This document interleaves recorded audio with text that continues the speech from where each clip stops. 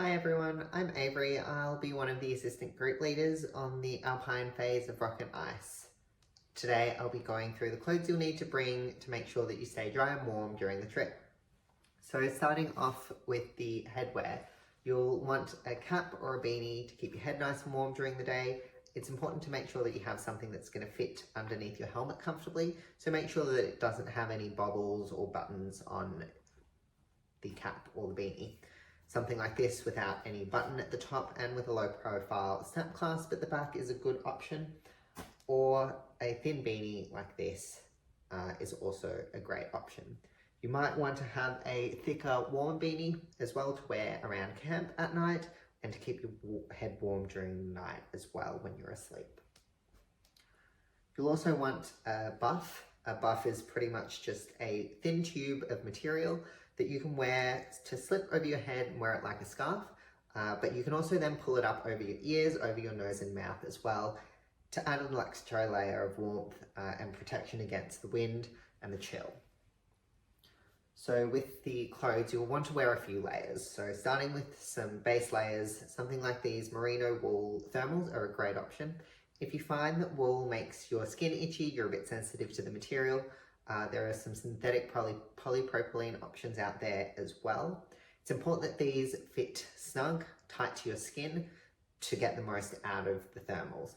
If they're loose, like a shirt, like a normal t-shirt, the air can blow through and they won't do a great job at keeping you warm.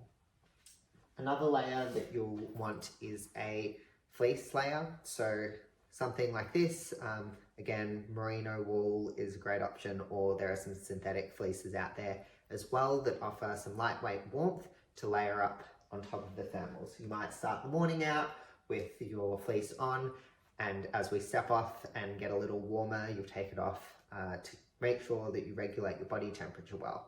This is important to make sure that you stay warm when we're not moving around as much, but also so that you don't sweat too much and make your clothes damp from the inside out. So another option for layers is a down jacket. So you'll want the down jacket for when we're not moving around as much, late at night, when we're back at camp, cooking up dinner, or maybe when we're doing some skills in a static position as well. So a good warm down jacket is really important too. So as well as staying warm, you'll want to stay dry. So one of the items you'll need is a shell jacket like this one here. So Gore-Tex is probably one of the most common materials, but the Mont Hydronaut is an alternative as well that offers great waterproofing.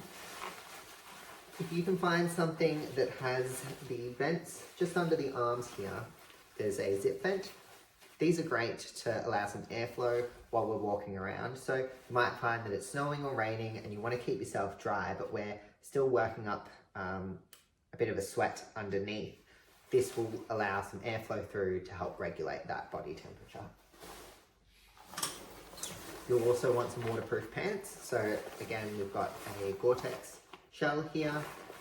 If you can find pants that have a vent zip, or even the ones with a full zip from hip all the way to the ankle that allows you to put it on over the top of your base layers without removing your boots, that's also a great option.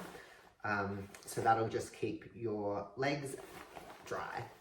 You can also wear a waterproof soft shell lined pants as well. That's another great option if you want something a little more lightweight. So you'll also want some gloves to keep your hands warm. I like to wear liners underneath my gloves. Again, these are merino wool, but you can find some synthetic options too. My gloves are waterproof and they are not too thick and heavy that I can't handle ropes and ice tools when they are on. It's important that you have gloves and not mitts, as you'll need your fingers to be able to use the ice tools and handle the ropes.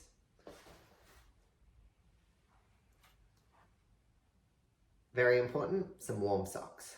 Again, some people like to wear liners under their socks. I personally don't. I just have my thick pair of warm socks here to keep my feet toasty and warm. If you're wearing higher boots, you may want to explore the option of having some liners because as well as offering extra warmth, they do provide some extra padding and help with some of the blisters. You'll also want some gaiters. Now, if you've got gaiters that fit snugly over your hiking boots or trail runners, they're probably not going to fit over mountaineering boots. The mountaineering boots are a little bit wider around the ankle, so you may need to buy some new gaiters if you don't have ones that are already a little loose over hiking boots. It's important that you've got some good straps to keep it down and snug over the shoe to make sure that snow doesn't come up under the gaiters from underneath. You'll also want some eye protection. I currently don't have any with me, but you want wraparound sunglasses that help protect from snow glare through the sides of the glasses. You can buy baffles to clip onto just standard glasses, or you can buy the wraparound sunglasses. This is really important as snow blindness can be quite severe and it's really not comfortable, and it can be quite dangerous as well. Something else you'll need is some full ski goggles. This is more for if it's blizzarding, snowing really hard, and the wraparound sunglasses aren't quite enough. Full ski goggles will give you a little bit more protection from the elements there. So this is the basics of the clothes that you'll need to bring with you over the week. If you have any questions, feel free to reach out to any of the group leaders or in the Signal chat. We'll be happy to help you out, make sure that what you've got is appropriate for the week and that you'll stay comfortable, or as comfortable as you can be, so that you get the most out of the week. Looking forward to meeting you all, and I'll see you in Canberra.